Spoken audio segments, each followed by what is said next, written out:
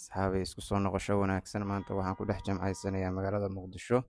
Hadda waxaan saaranahay bajaaj. Jambigan waxaa la iigu sheegay waa derbiga dekedda. Wadada Xamar Jajab ayaan ku joognaa, bajaajaan saaranahay. Halkaas iyo waxaan ku sii jeedaa hadda xeebta Liido. Marka wadada wax mashquula iyo kama jiraan. Aad ay wadadaas u dhisan tahay. Dhinacaas iyo Liido markii loo socdo. Marka aad iyo aad ay runtii u qurux badneed. Dhowr video ayaan ka qabtay meelo kala duwan. Hadda waxaan joogaa Beach View. Hore waxaan idinla wadaagay Elite Hotel Elite. Kan waa Beach View maqaayadda la yiraahdo. Halkan ayaan biyaha iyo doomaha ka daawanayaa. Meeshaan aan kafeega ku cabaynay aniga iyo yar kaloo ila socday. Hadda waxaan soo raacnay doontii. Waa doontii ilaa 10 daqiiqo badda kugu wareejinayda. Waa rag farsamo yaqaanaha runtii oo dhalinyaraha meeshaan shaqo abuur ka samaystay. Doonta nina waa kugu qaada waa kugu wadaa. Nina dadku soo aruurayo client-iga meesha wuxuu u joogaa biriga u joogaa ilaa adigu intii aad rabtaa lagu soo wareejinaya waa sidaa ula heshiido iyo waqtiga la maqnaanayo.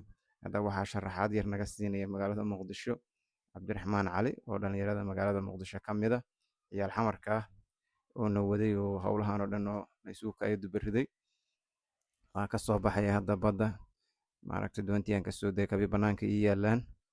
Ciiddu xataa waa ciid nadiif ah. Meeshaan waa Daljirka Dahsoon. Halkaana sawirro iyo ku galgalnay waa taalada Daljirka Dahsoon. Waxyaalaha ay cajab geliyay iyadoo cayaaro ay ka socoto casirkii meel barxaddaas taalada Daljirka Dahsoon qofkii yaqaan cayaar dhaqameed ay ka socoto. Waa duubay iyadana video aan ka duubay si gooniyahan u haya videogaasna. Anigaan waa dhex joogaa oo xog yar ka diyaarinayay. Runtii aad ii soo jiidatay casirkii magaalada bartamaheeda in cayaar dhaqameed ay dhalinyaradu isaga qabsato. Waa horumar iyo farxad ay ka turjumaydaa. Waa ka soo tegay waxaan rabaa Daljirka Dahsoon sawirradii aan ku galay ka soko waxaan rabaa inaan sidoo kale video ka duubo. Marka wadadan aad mashquul ma ahan. Way xirneed. Waxaa la ii sheegay marmar dadka loo furaa. Marka iyadoo xiranaan videogan anagu ka duubnay. Xog yaraan ka diyaarinay. Waxyaalaha ay tahay meelaha ugu quruxda badan magaalada Muqdisho. Meeshaan waxaan imaan jiray iyadoon jambigaas iyo birahaas aysan ku xirnayn oo aan dhisnayn oo iska burbursan oo taalada wax yar ka nool yihiin. Laakiin sanadadii dambe aad ayaa dib u habeyn loogu sameeyay. Marka aad ay u qurux badneed.